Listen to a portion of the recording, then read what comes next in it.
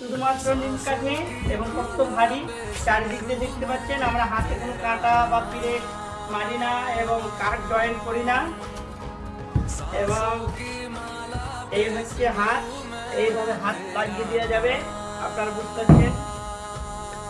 এবং এই হচ্ছে হাতের আল, আর এই হচ্ছে সাইডে ফুটো, কোনো নাট বল্টু ব্যবহার করি না।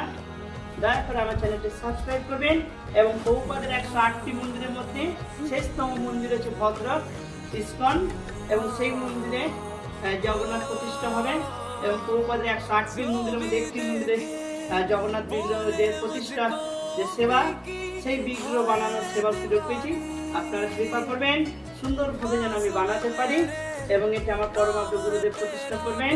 এবং আমার গুরুদেবের প্রথম দীক্ষা অনুষ্ঠান সেইখানে প্রথম দিয়েছিল ভদ্রকে। জয় জগন্নাথ।